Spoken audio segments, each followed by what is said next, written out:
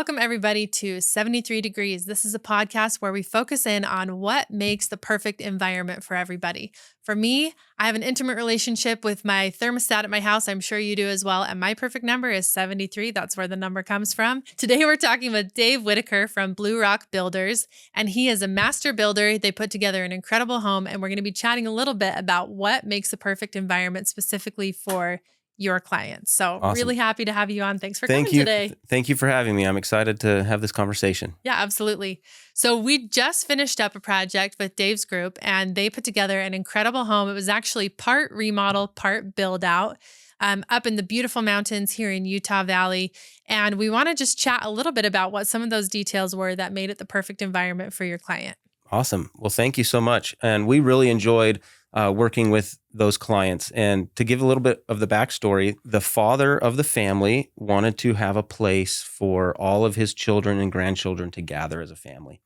And they looked high and low in Utah and found this beautiful home in Provo Canyon that needed some work before they could put it to use. And we got contacted, and we were grateful to be part of that project. That included finishing out some unfinished space, as well as reorganizing or remodeling the part of the home that was already completed. Love it. So, and we kind of got involved with that as well. This was quite a journey. We actually started on the project years ago. And because of some permitting issues just with the community, this community is the type of place that's going to be incredible and big, but it wasn't quite ready for us yet. We were trying to turn the house into something that a little more grand than it was originally planned out to be. So there was a lot of patience involved and a lot of maybe trying to keep up communications, different things like that. What did you do to help your clients feel still seen and heard during those times when really we were just waiting on permitting and some other things? Yeah, so it was a challenging issue because during the construction, the community added a sewer system. And because the sewer system was being added, but the home was not connected to the sewer system yet, we weren't allowed to add bedrooms to the home and get a building permit to add bedrooms to the home until the sewer system was fully connected. And we went through 2 years of negotiations and back and forth with the county to try to find solutions that would be acceptable to them. And ultimately, it turned out to be a long wait, and the home is now connected to the sewer system, and it has the extra bedrooms that we wanted to add. And it was just an exercise in patience and respecting the local municipality and what they needed from us. I love that. And I think that says a lot about your group of not just moving forward and saying, hey, we'll get permission later, we can get forgiveness later, right? It's not always easy having to be kind of the bad guy in that scenario, right? You're having to deliver a message that's maybe not exactly what you want to tell, but it's really the right thing to do ultimately. And talk to us about how that went and maybe how that speaks to some of the other values that go along with your business. Sure, yeah. And it is important. We always, as a builder, we want to go through the front door and not the back door. And we know that a lot of people take an adversarial relationship or approach to inspectors and municipalities. And we just want to be collaborative and respectful. And we want to do everything the right way. And sometimes that means a lot of patience. But a lot of times it just means we just need to communicate that that's what our goals are, that we know that they're there not to be a barrier, but to be a protection to the public and also to the infrastructure that all of our homes and businesses rely on, being water, sewer, and power and other things. And so when the municipality understands that as a builder, we respect that and we want to honor their requirements, things tend to go faster, even though it's still a slow process. But it kept the respect also with our client throughout the difficult process. We game planned so many different approaches to try to get a permit, and ultimately we did get a permit before the home was connected to sewer. And it was just a lot of credit to the client for visiting the county and negotiating that and putting out solutions, but also a lot of credit to, it just took a lot of creativity and problem solving, which we just love to do. It takes that. I think that comes with the territory, right? Building a home, especially doing remodel work, you always end up bumping into things that you never thought you might have to bump into. Right.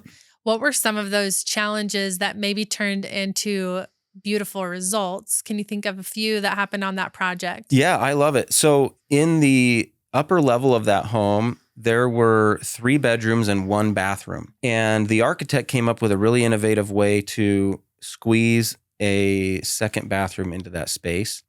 And we love how it turned out. And it entailed, when the architect approached us about it, they said, is this even possible? because it was going to require relocating the mechanical room. Mm. And so we have relocated mechanical rooms in the past, and it's not as difficult as one may think. But we turned a linen closet into the new mechanical room and rerouted all of the ductwork and did a little bit of reframing. And we didn't even really have to change the bedrooms, but by reconfiguring a few closets, we got an additional bathroom in that upper level. And it's just such a great space. There are 3 beautiful bedrooms on that floor, and then 2 bathrooms, which is an appropriate ratio. Far more functional. Yeah. It feels really effortless too. There's nothing where you have to like go in and twist and turn. It just feels like it was laid out that way from the beginning. If we didn't have to have those functional parts of a home like a mechanical room, which we all are so grateful we have, but they can be challenging when it comes to a floor plan. Right. And another interesting challenge that we got to overcome was the theater room. The best place for the theater room in the basement was right below the main great room and kitchen area. And so it was a high priority for our client to have a sound system and a theater experience that would be like going to the movies, at the same time having a conversation space above it that could be happening simultaneously that wasn't interrupted by a loud movie. Absolutely. And last week we visited the home, and our client turned on a very loud movie, and we went upstairs and had a pleasant conversation right above the movie theater. That's awesome. And so with insulation and other construction techniques, we were able to isolate it acoustically. Yeah. And from the rest of the home. So then you can have the best of both worlds. I love it. And I distinctly remember, I think like one of the beautiful things about when design and builders come together is being able to take our best talents and everybody put them on the table, and then we sort it out to what actually makes the most sense holistically. So I remember distinctly standing in that room and going through what our thoughts and dreams and visions were for the space, and then having you help ground those ideas and say, okay, let's do the essence of that, but make it practical and make it so that it will also function for the client. Because I think our goal, we do run it through the filter of what's functional, but we don't always have necessarily, well, how much space is insulation going to take and what type of insulation and where will it be and where won't it be and how do we solve those issues? I think you helped us really center on how we can make our aesthetic choices that were also highly functional. Right. And even in that theater room, along those lines, we had a ton of ductwork in the ceiling. Absolutely. And we were able to collaborate and make the space have an appropriate ceiling height, but also incorporate those ductwork drops in a way that when you walk into the room, you're not even thinking that there's ductwork in that space. And it's just a little bit taller in the middle, and we have a soffit around the perimeter that just kind of makes it feel like a great It actually feels like a feature rather than a fault. Right. You know, and I think that room was particularly challenging because, as is customary in a theater, we wanted to do some elevated seating so that it's a little bit higher up the farther you go, but we were really limited by the ceiling height. You don't want to stand up and bump your head on the ceiling. How it turned out was that you just come in and you don't feel like you're in a short room. You don't feel like you're going to bump your head on the ceiling. It still feels gracious. It still feels grand, which is part of the essence of that grand theater experience. Yeah, and that's a great space. That whole home is filled with amazing spaces, and it's just a collaboration of construction and really thoughtful and beautiful design. Oh, thank you. Yeah, there were some fun others. Some of our favorites are, we call it the Hollywood bathroom. So right off the back of the theater, there's a little bathroom in there. We actually were able to squeeze in a full bath with a shower, sink, and toilet area. And it was, again, one of those spaces that's pretty unworkable when you looked at the limitations of the space. There was some utility access that needed to be there. And we kind of just took and leaned into some of those details and highlighted them.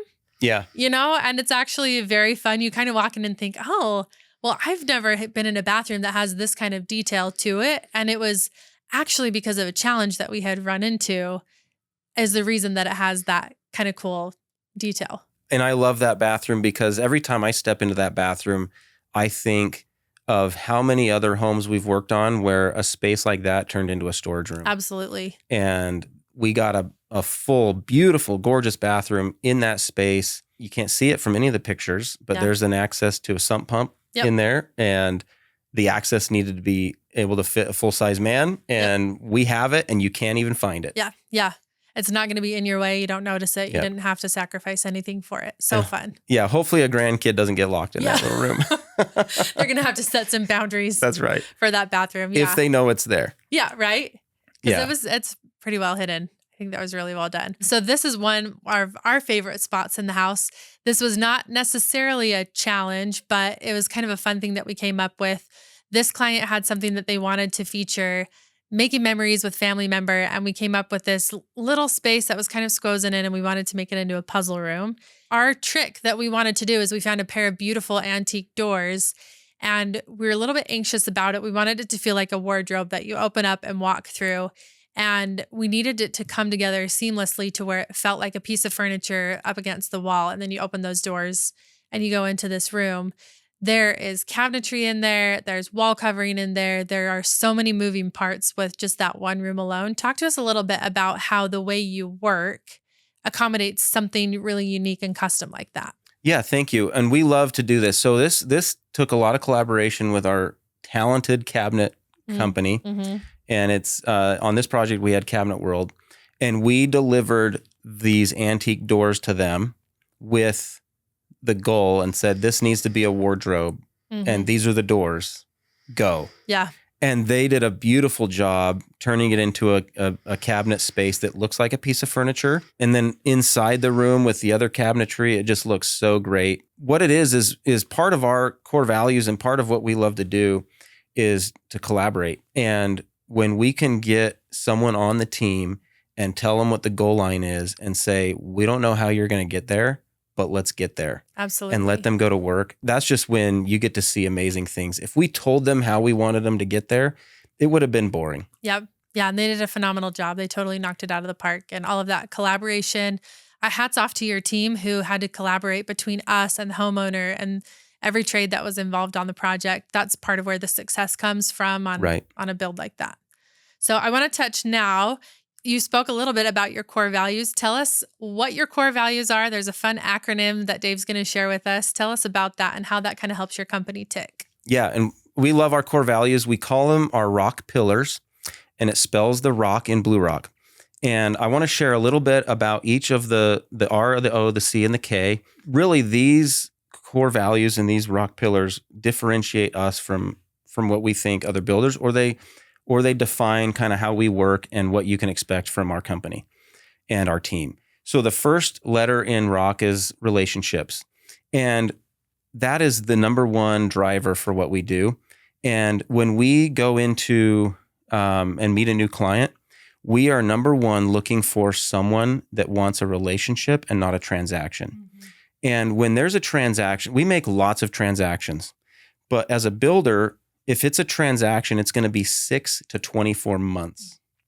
And no one wants to be part of a 6 to 24 month transaction if you could be in a 6 to 24 month relationship. And what's the difference? So a transaction in my mind is, from a client's perspective, is I want the most value for the least amount of money. Sure. Or from a builder's perspective or a service provider's perspective, I want the most amount of money for the least amount of effort. Sure. And if you have two people on each side of the table that are looking for a transaction like that, that is going to be miserable. Yeah. And so we look to form a relationship, and we like to formalize that relationship with the right kind of contract. And so we do a cost plus fixed fee contract. Okay. And what that does is it gets us and the client on the same team. Love it. With aligned values and aligned priorities. Love that. So we move into O, which is organization. And most people, when you say the word organization as a core value, you're going to think of, oh, do they have checklists and a series of, things that you do to keep yourself organized? And our approach to organization as a core value is that we take each project and we form a mini organization. Okay. And that organization needs to have all the positions filled. And on this, what made the Cherry Lane project so successful is that we had all the positions filled. We had an owner and a client that was engaged and collaborative. We had a builder, we had a designer, and we had an architect. Mm-hmm. And when each member of that team feels like a member of the organization and is aware of the goals and aware of the desired outcome, we can get a lot accomplished. Yeah. And if each part of that team is organized, mm-hmm. then it's even better. Yeah. So that's our approach on organization, which moves into communication, which is our third core value. And communication, on the surface, you might think, okay, yeah, there's going to be meetings and text messages, phone calls, and there's going to be emails. And that's, on the surface, just a baseline Yeah. level of communication. For us, it's more than just that. And we do that. Communication from each member of the organization that we just formed is key. So if we have an architect that has good communication, we're going to have a complete set of drawings with all of the details, all of the call outs, and all of the door sizes and all of the window types. And that needs to be communicated to the group. It needs to be communicated to the owner so that they can sign off on it. The designer needs to know all of the dimensions and all of the call outs. And as the builder, of course, we need a really thorough set of plans, and that needs to be communicated. And then the designer comes up with really detailed product selections and down to the product number and the serial numbers and where it's going to go and how high on the wall it's going to go. And when we have all of those elevations and drawings and details and selections, that communication makes the project seamless. Absolutely. And we appreciate that from Edit Design House, because without it, we've done projects without a designer and there's no one in that position. And there's just so many questions and so many delays that result from having a missing team member. Yeah, for sure. And what kind of communication does the builder need to bring to the table? And what I think we're really good at, and we're getting better all the time, is we need to produce a very accurate and very realistic budget. Sure. And if we don't communicate an accurate and realistic budget, we're going to blow the whole project up. Yeah, sure. And if we don't communicate an accurate and realistic schedule, we're going to ruin the whole experience for everybody. Sure. And so when we are not good communicators on budget, what happens is the thorough set of plans the architect provided and the thorough design documents the designer came up with, they don't happen. Yeah. Because we're going to run out of money and the client's going to run out of money, and then they're going to ask us to reselect or cut things out. And then we don't get the finished result that we all started out hoping to get. Yeah, absolutely. So we have a huge responsibility to communicate schedule and budget in a realistic way. And that leads us to the final rock pillar, which is kindness. And again, most people think of kindness as like, oh, be nice and like make someone feel good. Yeah. And we take it one step further in that kindness, in our perspective, is high expectations and not compromising. It is not kind to look at a poor paint job and just be like, well, I don't want to hurt the painter's feelings and like ruffle feathers, so we're just going to accept it. Yeah. That's not kind. Right. It's not kind to the painter. It's not kind to the client. Absolutely. And so establishing and maintaining high expectations and high levels of quality, that is kind. And expecting clear communication from every member of the team, that leads to high success and high performance. I love that. And so now we can ask for high performance and request successful outcomes in a really polite and kind way. Yeah. And that goes back, our kindness, I think, when we're dealing with municipal officials, if you're kind about it, you can move mountains. Absolutely. If you have a deadline to hit and you're kind about it, then subcontractors all of a sudden make magic happen. Yeah. Every time we demand a deadline, it doesn't happen. Yeah. They'll say, oh, sure. Yeah, we'll be there Thursday. And then they don't. They're not there Thursday because you just made them mad and you were not kind to them. Yeah. But if you say, look, this is our project goal. How can we get there? How can we help you get there? And if we're kind in that way, then magic happens and things, and you just trust people. Yeah. And that's kind. That's beautiful. And I think that we don't necessarily think of contractors in that regard or builders in that regard. You kind of think, you know, they're out swinging hammers and doing tough things. So coming to the table with that sort of attitude is going to make a huge difference, I think. Well, thank you. Yeah, so I love it. It's hard. And a lot of times we feel like we're kind of weird. No, it's great. But it works. But it's a base expectation too, you know? And so making sure that you're following these are all really important basics that everybody should be doing anyway. Right. So setting that out and making it important and making it noteworthy to your team is really important. Like you only get the deliverables of what you expect. So making sure that that's a clear expectation, I think is a great way for you guys to continue to get great service and great product for your client. Yeah, we love it. And when we can hit these 4 core values on a project, it's going to be successful. We know it. We can predict it. I love it. And so thank you so much for letting me share those. Yeah, absolutely. That's beautiful. Okay, we have just a couple minutes left. You have kind of this big thing that you want to share with us. So see if you can like simmer it down for us just a little bit. Fun fact about Dave, he is a published author of information because of the studies that he has done. And there's some really important insight that translates well into what you currently do now, building homes. Share with us just a little bit about that. And then you can touch base with him personally if you want to know like the deep dive, because it's really good stuff. Well, thank you so much. I am a published scholar. I've written a scholarly paper, and Love it's it. published out there. I think maybe dozens of people have read it. Yes. But Multiple. it's I really love it. important information. And as a grad student, when I got my master's degree in construction management, I had to write a huge thesis paper. Mhm. And what was interesting to me at the time, and it still is interesting, is how do buildings improve our life? Mhm. And I came across a lot of, to write a research paper as a grad student, you need data. Yeah. And so I found a ton of medical research that talked about what architectural and design elements of a hospital will improve or accelerate patient healing or patient well-being.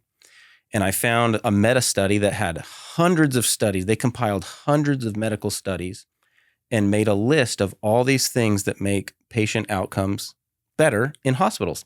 And so my research was, I worked for a commercial contractor at the time that is a national healthcare hospital builder. And I had access to 30 blueprints Mhm. of hospitals that were either new construction or being renovated. And I took the list of all the things that hospitals should have to improve patient healing, and I compared it to all of the hospital designs that have been produced since that research was published. And I found that, at least in the medical world, that hospitals to 80, 90% efficacy were implementing Wow. those recommendations, which That's is amazing. that's a high standard of implementation. Mhm. And so you can expect, if you go to a hospital that's been built in the last 10 years, that it's going to have the architectural and design features, the building itself, Yeah. that are going to lead to the best healing outcomes. And so what I'm thinking about always as a builder is, well, I've spent one night in the hospital, and it was the night I was born. Oh, And awesome. so I don't Don't spend a lot remember of it very time well. in hospitals, but I am really interested in well-being and health. And so how can your home improve your well-being and improve your health? And there are studies out there that pinpoint different things you can do to your home that will Mhm. improve your well-being. I love it. So those are going to be a set of pieces in a knowledge bank that you have just Right. inherently because you've studied it that you can bring to the table and share with your clients Correct. as you build for them. Yeah. And as people know what those things are, they Yeah. can incorporate that into their home project, whether it's a new build or remodel. We can improve your well-being by improving your home. I love that. I think we go into design, for better or worse, we wear a lot of different hats. And so first and foremost, we want to make sure something aesthetically is engaging and interesting and fits the bill for what the client is looking for. And then we really always rely on our experts to lean into some of those other functionalities of, hey, this looks cool, but is it going to work? And, we run it through our best filter as well.